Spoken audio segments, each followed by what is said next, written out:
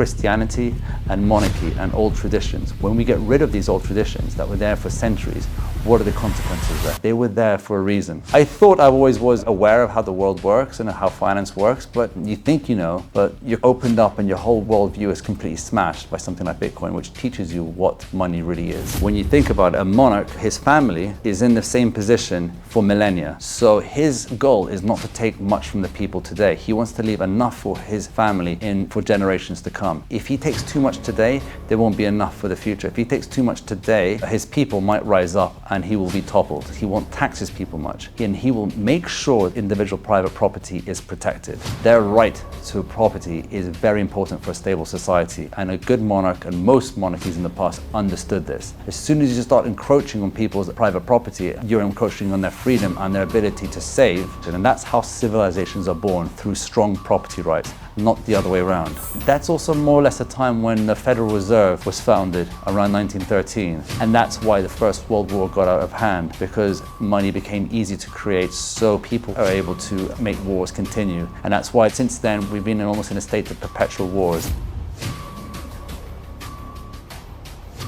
Hello Philip, how are you doing? Very good. Good to see you, JJ. Thanks to have you here in beautiful Lugano in Switzerland. We are at the Plan B conference. We're having a blast, I guess. I've got the chance to meet you 2 years ago in Surfing Bitcoin with Daniel Prince. That's right. Pleasure. Yeah. That was a great conference. I mean, I only went there once, but this location on that, on the water, in the casino, fabulous. That was pretty nice. And I'm not sure people know you well enough in Europe. I mean, by now, I guess so. You are part of the royal family of Yugoslavia. It is the royal family Yugoslavia, but the birth is actually of Serbia. I mean, if I go into quick roundup of history, it was started, the Karađorđe dynasty was started by Karađorđe, who in 1804, so that's 220 years ago, he led the first uprising against the Ottoman Empire, against Ottoman oppression. And that's where the dynasty was born. Nice. And then the creation of Yugoslavia happened thanks to my great-grandfather, King Alexander I, who combined, first there was the kingdom of Serbs, Slovenes and Croats, which later then incorporated Bosnia, Montenegro, Macedonia, and yes, we were then kings, the royal family of Yugoslavia. Then Yugoslavia became a communist nation, and after the Second World War, and when communism fell there and democracy, so-called democracy, was restored, Yugoslavia started to disintegrate. Countries started to leave, and in the 90s was a bloody affair after the death of Tito, basically. Okay. And today we're just left with Serbia. So if the monarchy was to be restored in Serbia, obviously the title would be Prince Philip, Hereditary Prince Philip of Serbia. Nice. So your family got exiled. So you grew up in UK, if I get my fact right? Yes, born in America. Okay. With my twin brother. I have an older brother born in Chicago 2 years before me, my twin brother and I. Then my parents separated. We moved with my mother and my brothers to Spain, to Sevilla. My mother remarried. My father remarried in London. We stayed with my mother in Sevilla, Spain, up until I was about 5 years old. Then I moved to London with my father. Nice. Kept on going back to Sevilla to see my mother, but raised in London most of my life. Okay. And then in 2020, this 4.5 years ago, I made the decision with my wife and my son to move back to Belgrade, to Serbia. Okay.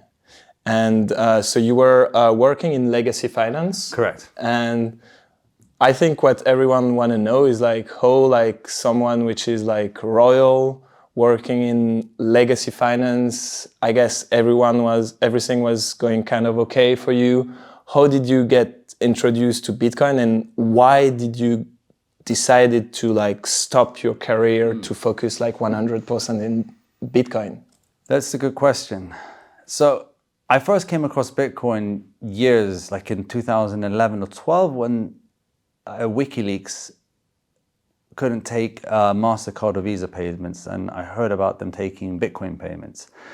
I didn't pay much attention then I think it was in 2012, I spoke to some friends of mine were speaking, oh, Bitcoin is going to 100, whatever. I didn't pay attention again then as well. I mean, that's the first time I heard about it. Then fast forward to 2017, one of my best friends just called me and said, hey, Philip, have you heard about Bitcoin? It's like, it's doing quite well. I was like, well, what is it though? He's like, well, it's a hedge against inflation. They're only going to print 21 million of it. I was like, that's interesting. And he taught me how to buy it. And then I got into buying other stuff, of course. And it wasn't until 2020 when the pandemic plan, whatever you call it, happened, that I started to wake up about the monetary issues of the world. Okay. And I started to study more about Bitcoin, knowing very well that there was a lot of money printing going on, a lot of stimulus being injected into the markets, and that was obviously going to translate into inflation. It's just 1 + 1 = 2.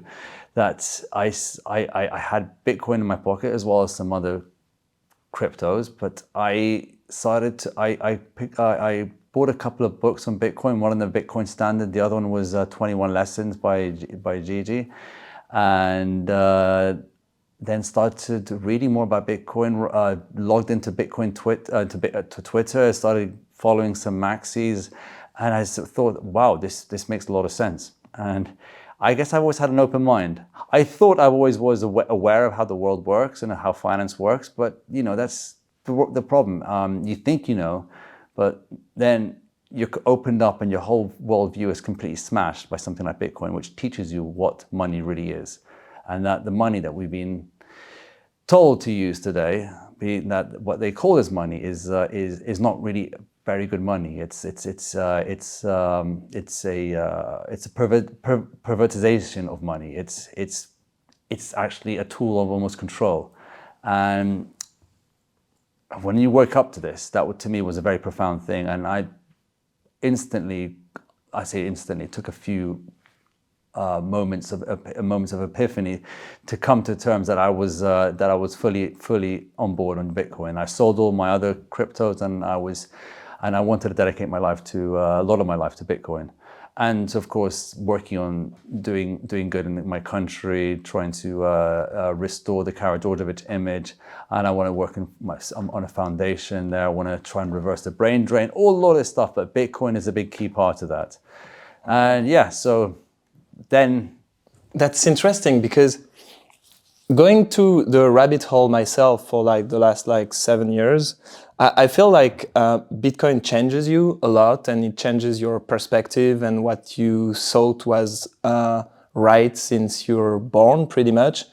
And I feel like a lot of Bitcoiners understood the values of long-time preferences. And when they fully understand this with Bitcoin, it goes through architecture, gold standard, right, all the impact.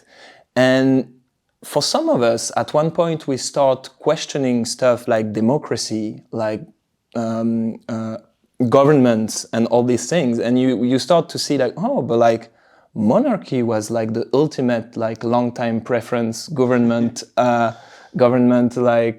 system, right? Because instead of or politicians do, they go in office, they milk the cow as much as they can. Then it's another guy, he's come, it milk the cow. Monarchy is kind of the longest time preference possible, because you take care of the country, you want to have your kid taking care of it, and it's like a dynasty. And yes, so it's what do you think about the link in between understanding Bitcoin and awakening to other type of governance? Of governance models,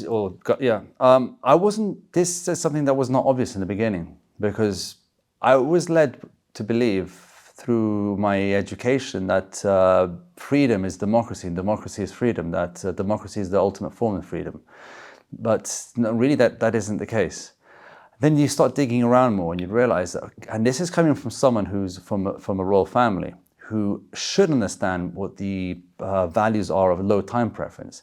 And monarchies, absolute monarchies that is, we're talking about the purest sense of monarchies, are their whole philosophy is based on low time preference. What we mean by that, is that one of the reasons that I wasn't really in tune to this is because Bitcoin woke me up to that, and Bitcoin is about low time preference. And by speaking to Bitcoiners and people that say, well, you realize that it actually has a lot to do with monarchy and its low time preference philosophy. And I was like, okay, that's so true. I never made the connection. And it's something that we're not taught at because monarchy has been demonized, put in the same group as dictatorship.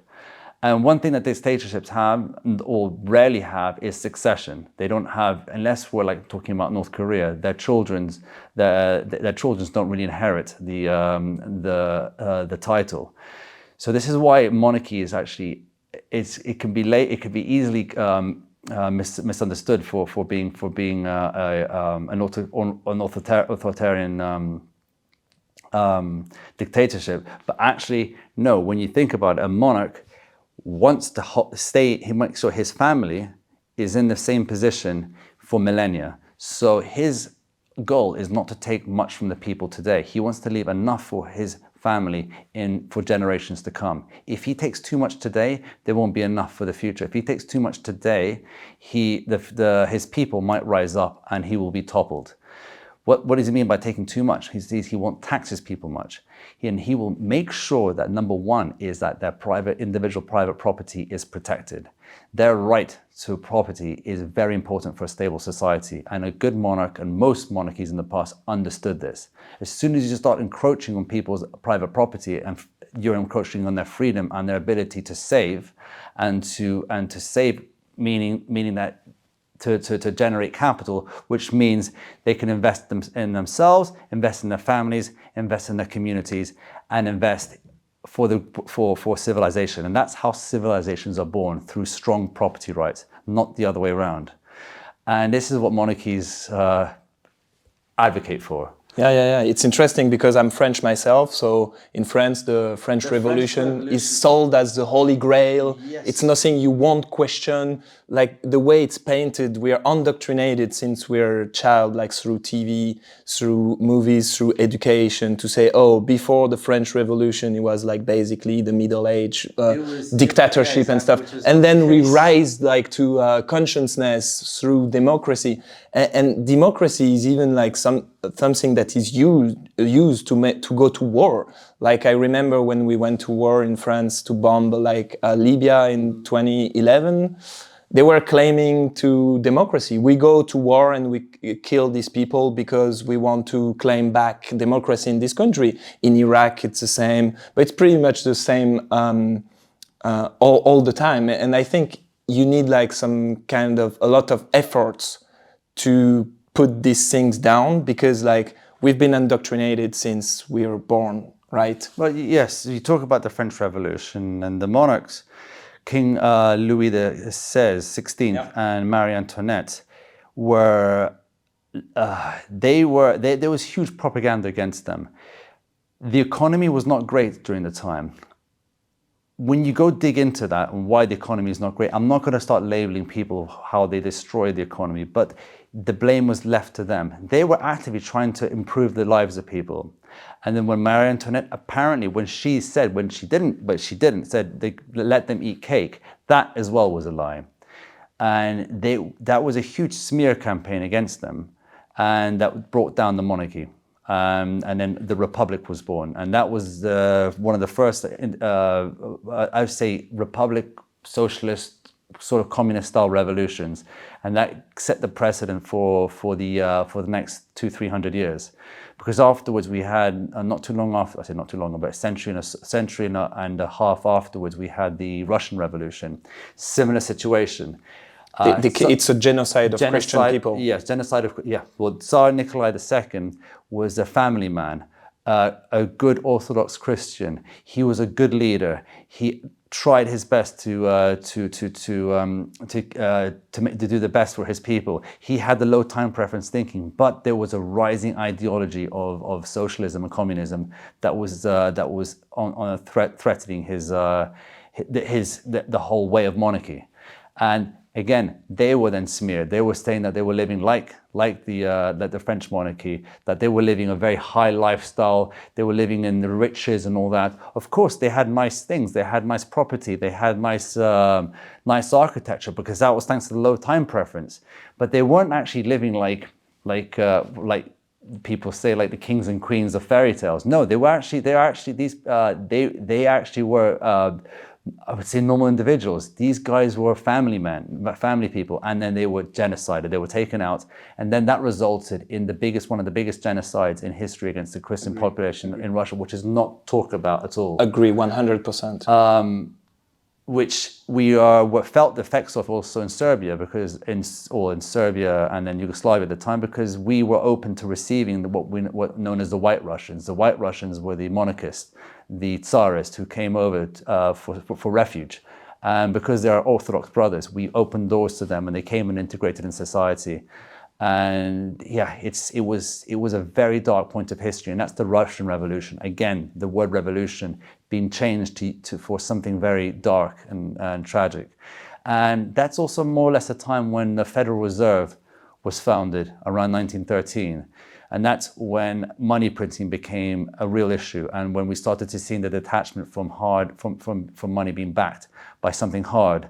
And that's why the First World War got out of hand, because money became easy to create, so people were able to make wars continue. And that's why since then we've been almost in a state of perpetual wars, especially by those who seek to use their powers to influence the rest of the world. They have the access to ways of creating money and funding war at the expense of their populace through a hidden tax, which is called inflation. And that goes hand in hand with democracy as well, which doesn't go in hand with monarchy. And so monarchy that's why most monarchies were abolished during the First World War, after the First World War. And that's why by the Second World War, it was like the birth of a new era, which was also coincided with the rise of technology. So people look back after the Second World War, they see democracy on the rise, they see technology on the rise, and also fiat is on the rise as well. But these are the early guys to the game. They're the boomers who got in at the ladder early, and things haven't really turned out well for their subsequent generations. For now, the millennial class are the first generation to be less well off than their previous generations. And now with all the generations coming afterwards, they are becoming almost nihilistic in view of the outworld, because they know they have nothing. So what do? They just have social media and stuff like that, and some crazy stuff is happening in society in the West. This is just the knock-on effect of getting rid of traditional structures. There's this one phrase called Chesterton's fence. J.K. Chesterton was G.K. Chesterton was a very profound British philosopher, writer. He I forgot what age he was in. Anyway, one of his analogies was that there was the Chesterton fence, meaning that if you remove the Chesterton fence, we don't know why that fence was put there in the first place and what it was stopping.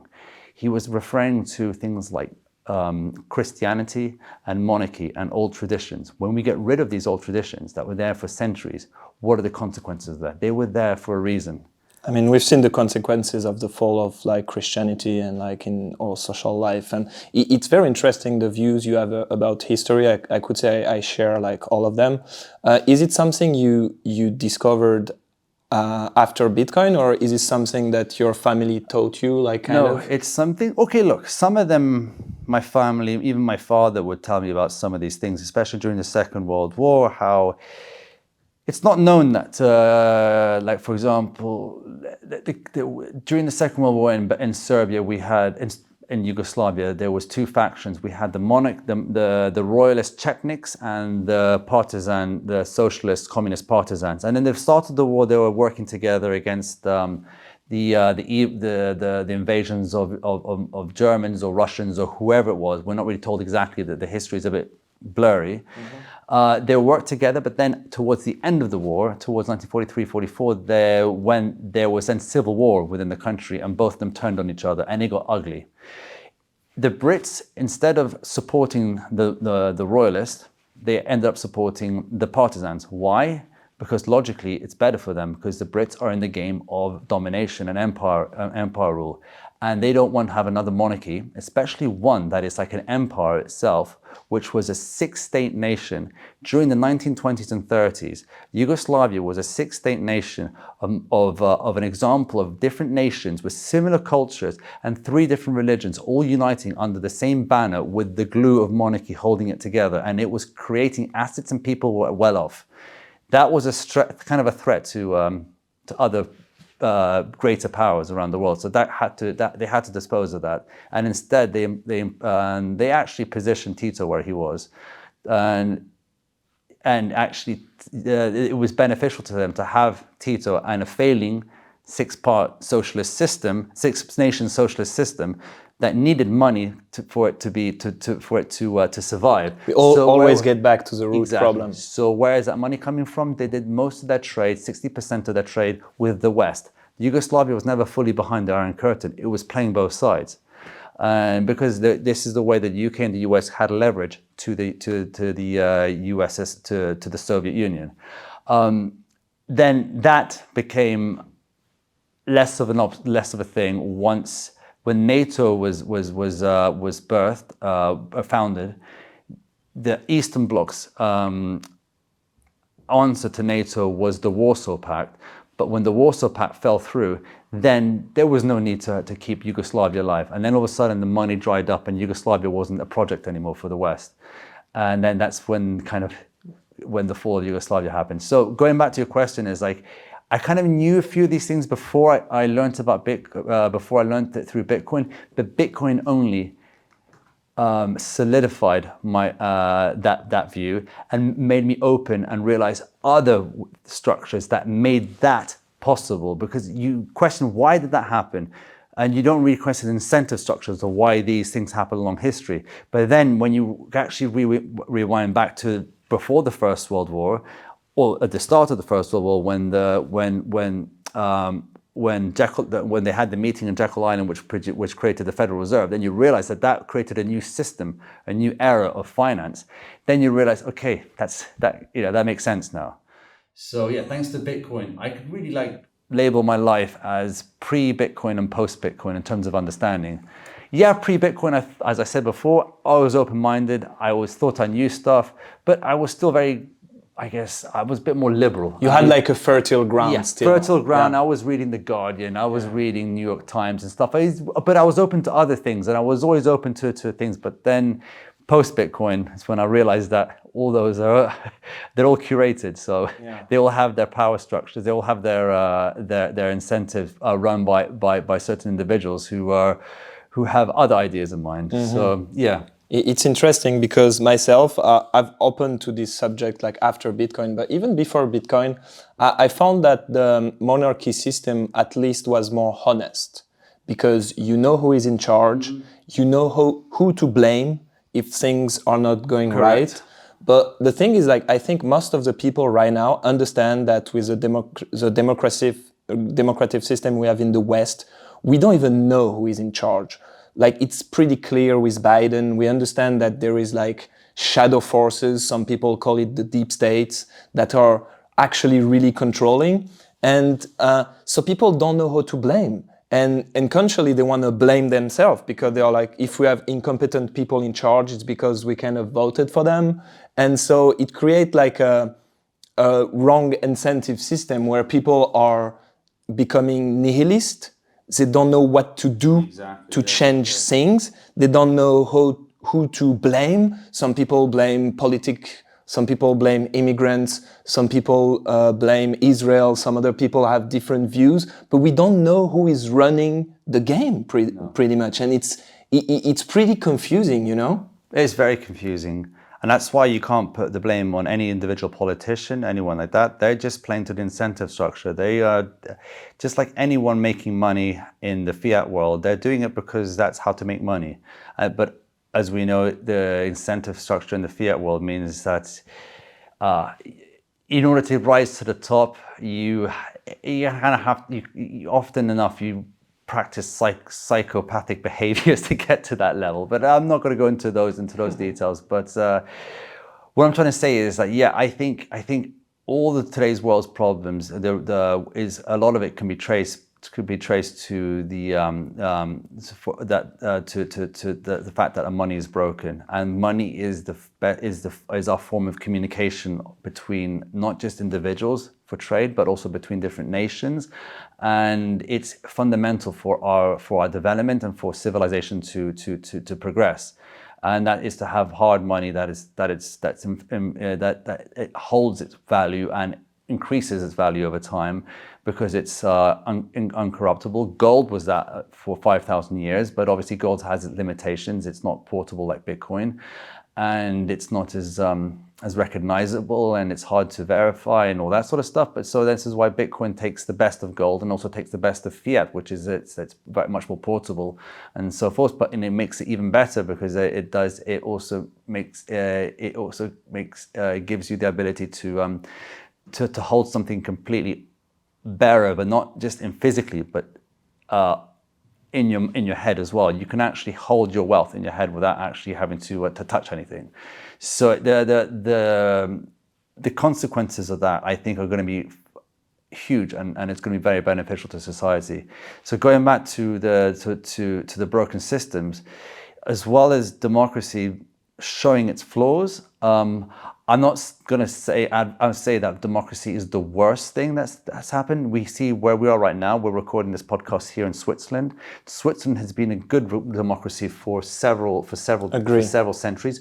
Why is that? Because it works on a decentralized basis with different cantons, all sort of competing with each other in a way, with different rules, and they use direct democracy. So when there's an issue, it's easy for members of parliament and for people, individual people, to raise an issue, and it can actually get sorted. And it's all glued together with the federal government. But the federal government changes every year, and they're just their incentive is just for foreign policy, and that is to withhold neutrality. So you could easily say that, yeah, okay, that's worked very well, but you could see that other countries could adopt something similar, but other countries that have a constitutional monarchy, but with a failing democracy next to it, I would say that you could make that democracy more decentralized for maybe some sort of rights to determination, to self-determination, and have more checks and balances, and make it more direct democracies, change the electoral process, as I said, make it more decentralized, different cantons, and you glue it together with the existing monarchy. But that monarchy has more of a role, and it's not just a figurehead like you have in all the constitutional monarchies in Europe, like in Sweden, UK, Spain, Belgium, Netherlands. They actually have a more active role of duty, and this will then introduce more of a low time preference to society. So I think this is a good starting point that we can head towards, to fixing the failures of democracy, because I don't think, we've got to be realistic in the game. Yeah. We're not going to go from zero to absolute monarchy in a second. Yeah. We're going to have to fix our democracy first and incorporate parts of monarchy that will help it that way, and then we can start talking about other it's interesting. progressive problems. Progressive fixes. True. I agree with what you say again. But I think as a Bitcoiner myself, I don't vote. I don't really get involved with all the political circus. I would be gladly voting if there was like a candidate that would, like in France, offer a candidate that would want to leave the European Union. Because to me, we need to stop like delegating like the power structure to the bigger things, and we need to go more local and more into like city-states, state region, and we need to like bring back like they do very well in Switzerland the decision to the more local things, and then we can let people vote with their feet and go wherever they want. And what do you think of this, like this idea of like city-states bringing back sovereignty to the lower scales and all these things? I support that very much, because they create pockets of I say pockets, or just areas of hope for people who these free cities, as we call them today, I guess, or citadels even, are areas where the people who founded those citadels, or free or city or location, with advantageous laws. So mainly we're talking about tax laws, private property laws, and other laws, other health, access to health, other access to things where, but you have to work for it and you have to earn it and you have to be productive in that society. That's how you get your citizenship or membership to that so-called city. I think that I don't think it's the final solution, but or maybe it is the final solution because that will. But we need to tend. But we need to tend to yes. this because from this you will start to experiment with governments, models, and systems that could be beneficial for the rest of the world. We've already seen this. I mean, history isn't full of failures. Of course, there's a lot of success stories. And I say if you look at places like Singapore, that's one of the first free cities. And look, that was a huge success. People will argue, oh yeah, but they got strict laws. If you spit on the street there, you'll get thrown in jail. You get your hand cut off or tongue twist or something like that. But no, because they're just trying to find any fault with it. No, they have strong laws for the reason that people, if you fuck about, you will find out. And if you want to be a part of society, you behave and be more civilized, and you in return, you will get very good benefits, very good tax advantages. You will live in a very highly functioning, clean society. There will be no rapes, there will be no murders, there will be no petty crimes and stuff. You can leave your door unlocked, and you can be safe. Your children can go to school by themselves. That's the return for having a strong state where some laws have to be enforced with strength. And this is one thing that we're seeing in El Salvador. Mm-hmm. El Salvador is a perfect example of this. People in the liberal West are saying, oh, look at him, he's just another dictator, authoritarian, he's locking up people who are innocent and stuff. Well, okay, he might have locked up a few people innocent, but that's the cost of paying of the system, of the gang culture that they had there, that made it impossible for people to be free. Now El Salvador is probably one of the freest nations in Latin America, if not in the whole world. And he's the most popular president out of the whole American continent. Out of the whole world, he's got 90% approval rating every year since he's been in power. And he's claiming Christianity, which is very interesting too. He got rid of gangs that were Satanist gangs. I forget the name of it. They were doing some horrible things. When I went to visit El Salvador in 2022, I went to the Bitcoin conference there, but I also had the time to spend, like a week to spend there, and I speak Spanish. So I just wanted to talk to random locals there, and then I went to some lunches, met some nice people here, and I was asking what's their opinion about Bukele. Big smiles on their face. Oh my God, the best thing. We are living free. Finally, my daughter can walk to school without being in fear of being of getting kidnapped or something. There used to be X amount of murders. Now it's much less. Like it's gang culture. It's almost completely eradicated. They're smiling. They're singing. They're things like that. It's like, wow, that's powerful. That is really powerful. And I lived in Colombia, and I had like the same feedback from people, and people were not even aware of the Bitcoin law. They were like, he's modernist, he's about security, he's taking care of his people. And I was like, wow, he's actually well known apart from Bitcoin, right? And not only is he was strong, and he actually just enacted a law, made it an emergency law, a law that existed against the gangs there. He just turned it into an emergency law and gathered the army and the police and got them all locked up. But apart from that, making the place safer, he actually then introduced better tax laws for IT companies and for other modern businesses, so to attract businesses to come and settle in El Salvador. So he's focusing on generating a wealthy society and a safe society.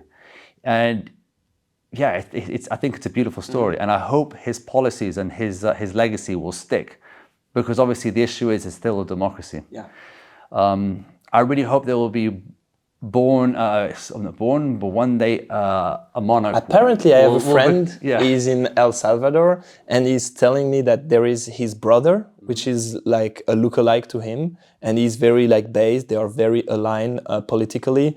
So maybe we were thinking maybe his brother could run. It's going to be interesting to see. But I think the people want him again. But I think in that situation, maybe that's. If his policies work, and if only 10% of the country are against him, if you want to get voted, and you're going to have to go with how Bukele runs, you're going to have to produce the mother of all propaganda or smear campaigns with the help of some probably international But powers. the good thing about El Salvador, yeah. it's like a small country. Yeah. So if it would have been like a country with oil or with Then, big they financial wouldn't have power, allowed- it yeah, wouldn't have been no. possible in the first No, place, right? If El Salvador had oil, no. If it had some sort of resource, no. Yeah, definitely. Yeah. And it's interesting because what we were talking is like the two of the country that went all in Bitcoin. We have El Salvador, but we have like Bhutan and Oman, and they are both like small country and run with some kind of a monarchy. So it's interesting to do the parallel and to see the smartest country about adopting Bitcoin mining are like a kingdom and like small country, which is interesting to see, right? Well, it's natural for well, I'd say Oman, they're now adopting Bitcoin mining a lot. And they invested like 1.1 billion last year, and they see that and they understand that energy is money, and so they have a lot of energy, so they can make a lot of money out of that. But Oman is a wealthy country, and its citizens are wealthy. They're taken care of because it's an absolute monarchy, and we talk about the incentive structures of why they are more well off there. You can see the same thing in, as you said, in Bhutan was interesting. That the monarchy there was mining Bitcoin for 5 years. But no one asked them until one day they were like, why people think they were doing it in secret. They weren't, but no one was interested in Bhutan. Yeah, it's a small country. It's a small country, exactly. But as you said, it's a smaller country. Their GDP is like insanely nothing. small. Like, but they're gonna have a lot of wealth in the future. You could see Bhutan become a new Singapore. Like, exactly. You know. But it's, as you said, it's these smaller countries with people that have an understanding of low time preference, and then they get the idea of what Bitcoin is about. And this is what we're doing at Jan3, is we're trying to identify new politicians or leaders or people around the world that can understand what Bitcoin is and how it can help them, but then help their people. Because at the end of the day, Bitcoin doesn't care about politics, really doesn't. But politics should care about Bitcoin. And that's what we're trying to tell them, because one day, maybe in 10, 15 years, 20 years, when things really hit the fan, or hopefully not, but when Bitcoin really starts to grow and the network is dominating all over the world and showing positive effects, a lot of people will be like, oh, now I get it. Now, and then there will be people saying, yeah, we should listen to 10 years ago. They'll be like, no, but that's why if we tell them now and try and get people on board now and tell them there's that we have ways of like having not transferring, but having ways of that the fiat world can easily flow into the Bitcoin world and not have such abrupt changes and having a shock to the system. We have to build those bridges and make a transfer from the current fiat system and to the much more sustainable Bitcoin system. Because I don't think fiat will ever die away, but maybe one day in 1,000 years' time, yes, but I mean, when we see the debt burden in America, like if we keep going at this path, like paying the interest of the debt will be within like a decade or even less, more than 50% of American and Western government budgets, right? So at one point, like, I don't know what's going to happen, but like something will. And if it's not Bitcoin, it's going to be something else. Yeah, something will give. And okay, it's interesting you were referring to the work you're doing with Samson. I didn't know you were working with him. I was pleased to see you in the HBO documentary about Satoshi Nakamoto, traveling the world, trying to orange pill like politician and all sorts of big player out there. Could you tell me a little bit more about what you're doing with Samson and his company? Sure, yes. So Samson created Jan3. Just for the people who don't understand what Jan3, the reference is, that's to the first block mine, the Genesis block, the first Bitcoin block mine in January 3rd, 2009.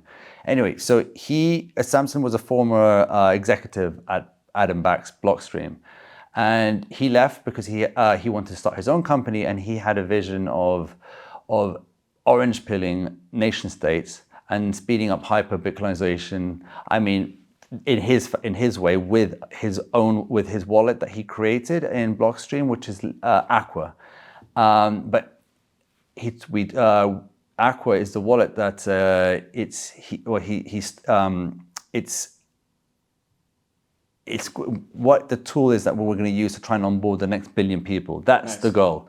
Because it's an easy to use wallet. It's a wallet that your grandmother can use. I know it works. We, at Bull Bitcoin, we have a similar wallet. It's used like liquid. Yeah, exactly. So it's non-custodial. I think it's a very good trade-off. So basically the wallet work, you have like a non-custodial liquid wallet. You have atomic swaps, right? Yeah, using swaps. So you have Bitcoin Core as your savings, and you have Liquid, which uses Lightning transactions, and then you have USDT as well. Okay, you have USDT. Which is very important. Okay, that's for some maxis that was a big problem, but we have to understand that in Latin America, that's what the market wants.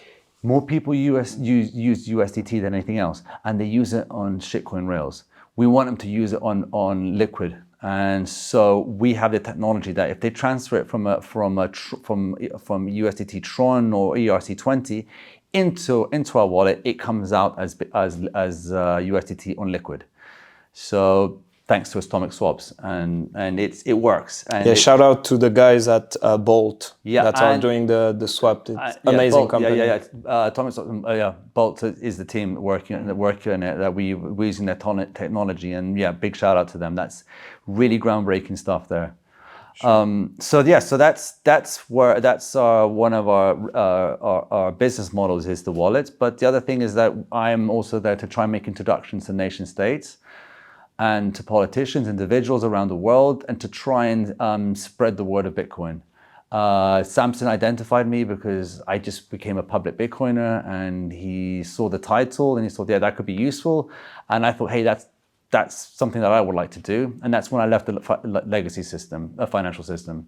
And that happened in 2022. Nice, awesome. And I have another question for you. Out of curiosity, are you like in touch with other European royal family? I'm thinking maybe about the French heir of the throne. Yeah, I'm in touch with Jean-Christophe Bonaparte. He's a friend. Okay. His wife is actually more of a family friend. They're very good friends of my sisters.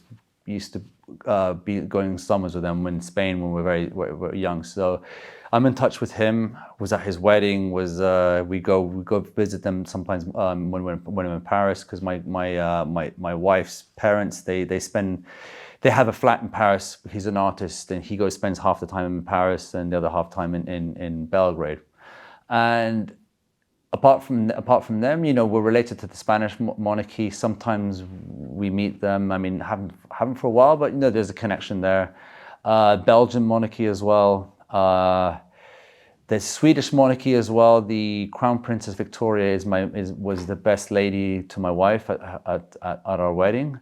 We have, connection to a lot of monarchies out there. So, because we're all kind of related and stuff. Sure. And maybe your follow-up question is, are they into Bitcoin? That was my question. Yeah. Not so much yet, but it's a difficult one. It's just like, as you said, why am I, of someone who works in finance and who worked in finance and legacy finance, who had a good, a life. Yeah. We're earning okay. I'm a hereditary prince, and it was just like, why me? Well, then it shows you, I don't know, maybe my mind was much more open and I was more in tune to what was to the change. But when I speak to a lot of monarchs and other royal families out there, when I try to introduce the topic of Bitcoin, it gets some attention, but no one's really grabbing onto it so much. Maybe because they are already of well off in the fiat system, because and they have financial privilege. Really need to get out of their comfort zone. They have the privilege, Yeah, because the thing is, like, plebs, sometimes they say you need like 100 hour or 1,000 hours to understand Bitcoin. And it's true that you kind of need to dig into it, go down the rabbit hole. It takes time. And some people, I could understand, they don't really need Bitcoin because they navigate in the system pretty well and life is great for them, and they don't feel the need to get out of their comfort zone to go there, right? Yeah, exactly. So for them, why would they want to spend 100 hours learning about Bitcoin? Yeah, that's fair. But I have to say, this one guy, I don't know, but he's from the Belgian royal family, and he's in the Congo mining Bitcoin. Oh, yes, in the national park in Congo. With yes, with Gupiu? Le Gubiu. Nice. Okay, he's a good friend of us. Who I met in Biarritz. Okay, Yes. he was in Biarritz Yeah, this year too. I didn't go. He's a fantastic guy. He's Yeah. called, shout out to him.